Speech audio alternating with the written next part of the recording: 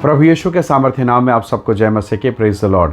आइए आज के मनन के लिए परमेश्वर के वचन को निकालें। मेरे साथ इफिसियों की पुस्तक अध्याय 5 और उसका 1 और 2 वचन निकालेगा। यहाँ इस प्रकार से परमेश्वर के वचन में लिखा है, इसलिए प्रिय बालकों के समान परमेश्वर का अनुकरण करो और प्रेम में चलो, जैसे मसीह ने भी तुमसे प्रेम किया और हमारे लिए अपने आप को सुखदायक सुगंध के लिए परमेश्वर के आगे भेंट करके बलिदान कर दिया। Praise the Lord, hallelujah.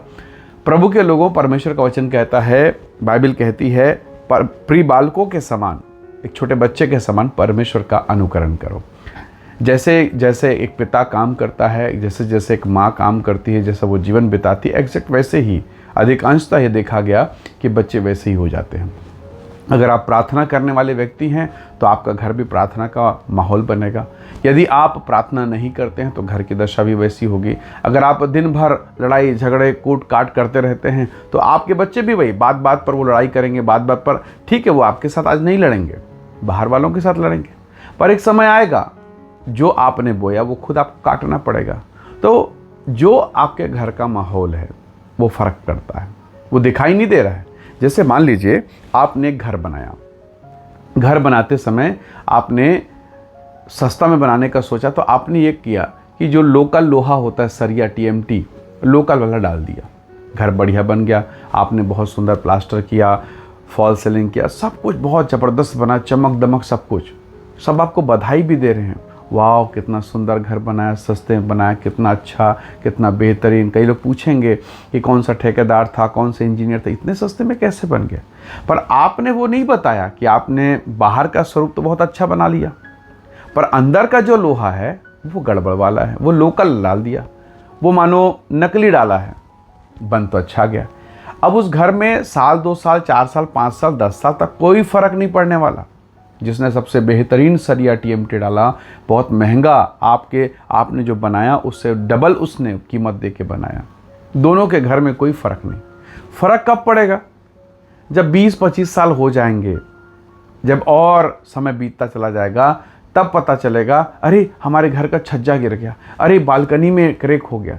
ये धीरे धीरे पता चलता है और वो अब तक टिका हुआ है।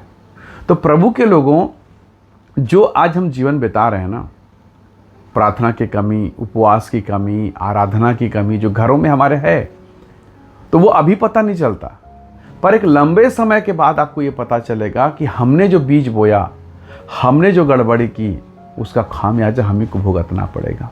प्रभु के लोगों, आप जब घर बनाते हैं, आप लोहा अच्छा डालते हैं, आप मजबूती को ध्यान देते हैं, बराबर पानी की तराई करते हैं ताकि वो मजबूत। अगर आपने बहुत अच्छा सीमेंट भी डाला, पर अगर पानी में तराई नहीं किया तो क्या वो मजबूत होगा? नहीं होगा। तो वचन रूपी जल से अगर आप अपने बच्चों की तराई कर रहे हैं, अपने घर की तराई कर रहे हैं, मानो परमेश्वर का वचन बह रहा है, तो आपका घर कितना मजबूत होगा। परमेश्वर का वचन कहता है, बालकों के समान परमेश्वर का अनुसरण करो। अब यीशु मसीह को देखिए, जब वो बहुत छोटे थे, लगभग 12 वर्ष के थे, मंदिर में गए अपने माता पिता के साथ, महायाजकों के साथ जब बात किया तो लोगों ने पूछा, ये किसका पुत्र है? ऐसी बड़ी बड़ी भयानक बातें करता है। लोग उसके उत्तर, उसके जवाब से आश्चर्यचकित क्यों हुए? मरियम किसी यूनिवर्सिटी के प्रोफेसर थे क्या? मरियम, यीशु मसीह की जो माँ है, वो किसी यूनिवर्सिटी के लेक्चरर, प्रोफेसर, ऐसा कुछ था क्या? नहीं, वो साधारण लड़की थी, पर वो परमेश्वर के भय और भक्ति में जीवन बिताने वाली महिला थी।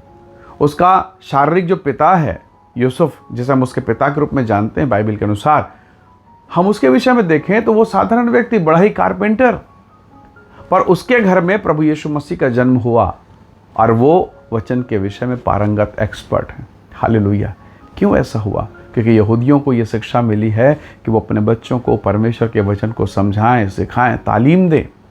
और आज देखिए उनके देश में कैसी उन्नति, कैसी आशीष है। परमेश्वर अपने वचन के द्वारा बार बार शिक्षा देता है, प्रिय बालकों के समान परमेश्वर का अनुसरण करो। और नीचे वचन 2 में कहता है, प्रेम से चलो। अगर आपके घर में प्रेम है, अगर आपके घर में परमेश्वर की उपस्थिति है, तो परमेश्वर का वचन कहता है परमेश्वर ही प्रेम है। हालेलुया।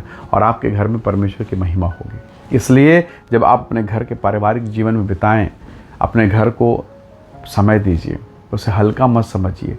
ये मत सोचिए कि चलो ना थोड़ा सा मैं कम प्रार्थना कर लूँगा, मैं ड्यूटी जा रहा हूँ, मेरी बेटी, मेरा बेटा। हम बहुत बड़ी भूल कर रहे हैं। 25 साल बाद जब वो छज्जा गिर गया, वो बालकनी क्रैक हो गई, क्या उसे रिपेयर किया जा सकता है? क्या लोहे को फिर से निकाल के उसके जगह में नया लोहा डाला जा सकता है या पूरा तोड़ना पड़ेगा? तो आपका जवाब है असंभव है कि नया लोहा उसके जगह डाला जाए, पूरा स्ट्रक्चर तोड़ना पड़ेगा।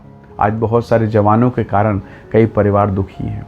कारण एक ही है कि माता पिता ने समय रहते परमेश्वर के वचन की शिक्षा नहीं दी, परमेश्वर के प्रेम को उनके हृदय में नहीं डाला, और आज ये बच्चे दिशा विहीन हो गए हैं। जिस मार्ग में चलना चाहिए वो चल नहीं रहे हैं। परमेश्वर से दूर, माता पिता से दूर, परिवार से दूर, समाज से दूर, कलीसिया से दूर हैं, और इनका जीवन पीड़ा का जीवन। समझ में नहीं आ रहा है कि ये व्यक्ति क्या मसीह घर में पैदा हुआ? ये तो अन्य जाति से भी खराब स्थिति हो गई है। बद से बदतर परमेश्वर को जानकर आज उनको पाप, उनको व्यभिचार, उनको संसार की चीज़ें खेल तमाशा लग रहा है, उनको बड़ा आनंद लग रहा है। इसलिए प्रभु के लोगों, इन सब बातों को देखते हुए परमेश्वर के आत्मा में परमेश्वर के दास ने इस बात को लिखा, प्रिय बालकों के समान परमेश्वर का अनुकरण करो, यीशु मसीह का अनुकरण करो। हालेलुया। यदि आप चाहते हैं आपका घर टिका रहे, आपका बुढ़ापा बढ़िया रहे, तो बेहतर होगा आपको अभी से ध्यान देना पड़ेगा। याद रखिएगा, आप अपनी पीढ़ी को अगर शिक्षित नहीं करेंगे तो आने वाले समय में ये पीढ़ी आपकी देखभाल नहीं करेगी। इसलिए अपने जीवन को हम परमेश्वर के हाथों में सौंपें और प्रभु से कहें, खुदावंद मेरे परिवार पर दया कर। एक नई शुरुआत हम करें, निसंदेह एक नई शुरुआत अपने परिवार के लिए, क्योंकि रिश्तेदार और संसार के लोग शायद आपको पूछे ना पूछे, पर अगर आपका परिवार अगर आपको नहीं पूछे, आप असहाय हो जाएंगे। इसलिए अपने घराने को परमेश्वर के हाथों में सौंपिए। यूसुफ ने परमेश्वर के जन इस बात पर निश्चय कर लिया। आप यहोशू के जीवन को देखिए। यहोशू ने कहा, मैं और मेरा घराना परमेश्वर की सेवा करेंगे। जोशुआ को यह अनुग्रह मिला, यहोशू को यह अनुग्रह मिला कि वो परमेश्वर की सेवा कर पाया। और आप उसके वंश, उसके जनरेशन को देखिए। हालेलुया। कैसा अनुग्रह उस बच्चे पर हुआ, कैसा अनुग्रह उसके घराने पर हुआ। वही अनुग्रह प्रभु आपको देना चाहता है। परमेश्वर एक अकेले का परमेश्वर नहीं है। आप देखिए उत्पत्ति की किताब में परमेश्वर ने घर को बनाया। परमेश्वर परिवार का परमेश्वर है। परमेश्वर के वचन में लिखे, तू और तेरा घराना। हालेलुया। उसने अब्राहम को चुना, घर बना दिया, फैमिली बनाई, समाज बनाया। परमेश्वर चाहता है आपके द्वारा, आपके बच्चों के द्वारा जनरेशन को आशीष दे, और इसके लिए आपको अभी से तैयारी करनी होगी। शुरुआत कठिन होगा, मुझे मालूम है। आज तक आपने नहीं किया, अभी करेंगे, थोड़ा हिचकिचाहट होगा, संकोच होगा, पर कोई बात नहीं, शुरुआत करना जरूरी है, ताकि परमेश्वर आपके घर को घर बना दे। क्योंकि याद रखिएगा, घर तो वही बनाता है, और यदि यहोवा घर ना बनाए, बनाने वालों का परिश्रम व्यर्थ ठहरता है। आइए दुआ करें, प्रार्थना करें, परमेश्वर की महिमा करें। प्यारे पिता, हम अपने घर परिवार को आपके हाथों में सौंपते हैं। प्रेम में गढ़कर मजबूती के साथ तेरी महिमा हो, ऐसा तो अनुग्रह कर। हम अपने घर परिवार को, परिवार के तमाम लोगों को तेरे हाथों में सौंपते हैं, और हर एक अंधियारा, हर एक डार्कनेस यीशु के नाम से हर घर, हर परिवार से दूर हो। प्रत्येक परिवार ब्लेस होने पाए। आशीष दे, महिमा से भरपूर कर पिता। प्रत्येक परिवार पर आपकी उपस्थिति हो। धन्यवाद स्वर्गीय पिता, आपने विनतियों को सुना है। हर एक बंधन टूटे, हर एक बॉन्डेज, हर प्रकार की पीड़ाएं दूर हो, और परमेश्वर की असीम शांति, असीम अनुग्रह हर एक घर में, परिवार में प्रकट हो। हम सारी महिमा आपको देते हैं। धन्यवाद के साथ विनती प्रभु यीशु के सामर्थी नाम से मांगते हैं। आमीन, आमीन। प्रभु आप सबको बहुत ऐसे आशीष दे। परमेश्वर का अनुग्रह आप सबके साथ हो। Praise the Lord. जय मसीह।